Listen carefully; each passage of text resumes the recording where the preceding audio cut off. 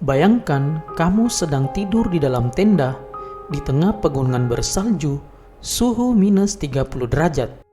Lalu sesuatu membangunkanmu. Dalam gelap dan panik, kamu merobek tenda dari dalam dan berlari tanpa sepatu menuju hutan yang dingin. Inilah yang dialami 9 pendaki di Pegunungan Ural, Rusia.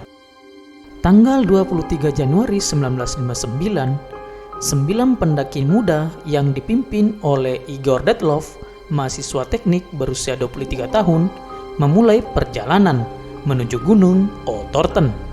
Mereka semua adalah teman dekat dan pendaki berpengalaman.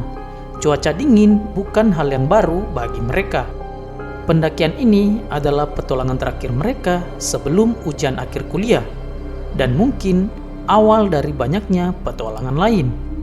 Gak ada yang menyangka perjalanan ini akan berakhir dengan misteri yang mengerikan.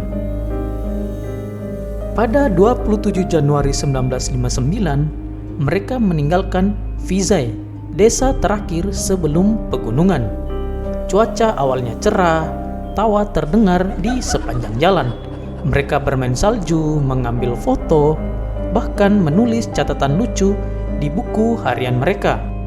Tapi setiap hari salju semakin tebal, angin semakin kencang.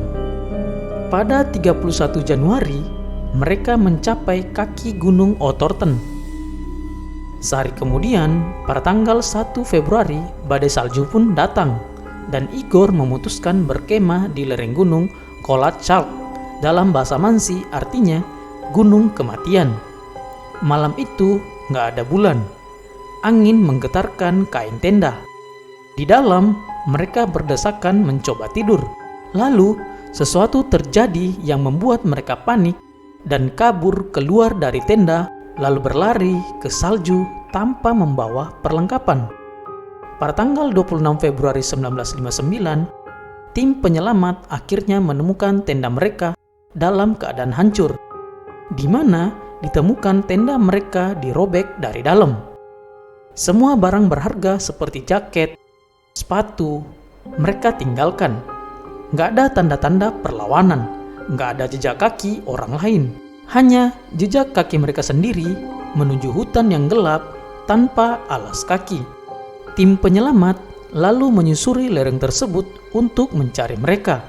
Sekitar 1,5 km dari tenda, tim penyelamat akhirnya menemukan 2 orang pertama di bawah pohon, tanpa baju yang hangat, tanpa alas kaki, berbaring di dekat sisa api unggun yang kecil. Sayangnya, kedua orang tersebut sudah tidak bernyawa. Semua luka terjadi tanpa memar di luar, seakan tubuh mereka dihantam dari dalam. 3 lainnya ditemukan membeku di jalur kembali antara hutan dan tenda. 4 terakhir ditemukan 2 bulan kemudian, terkubur di salju dengan luka-luka yang gak masuk akal. Ada yang tulang rusuknya patah seolah dihantam kekuatan yang luar biasa. Ada yang tengkoraknya retak, dan ada 1 korban kehilangan lidah dan matanya. Bagaimana mungkin luka separah itu terjadi tanpa ada tanda-tanda benturan di luar tubuh mereka? Lebih anehnya lagi, radiasi terdeteksi di pakaian beberapa korban. Spekulasi pun mulai bermunculan. Ada yang bilang avalanche atau longsoran salju, tapi medan terlalu landai dan gak ada bukti longsor. Ada teori juga mengatakan mereka kena senjata rahasia militer atau eksperimen rahasia. Ada yang bilang pembunuhan, tapi gak ada jejak orang lain dan gak ada jejak perkelahian. Apakah diserang binatang? Uji coba militer rahasia? Infrason? Atau alien? Karena luka-luka dan hilangnya organ membuat spekulasi ini bermunculan. Yang bikin merinding, saksi di sekitar pegunungan melaporkan melihat cahaya orange di langit malam kejadian. 60 tahun berlalu, berkas-berkas kasus ini sempat dikunci pemerintah selama puluhan tahun.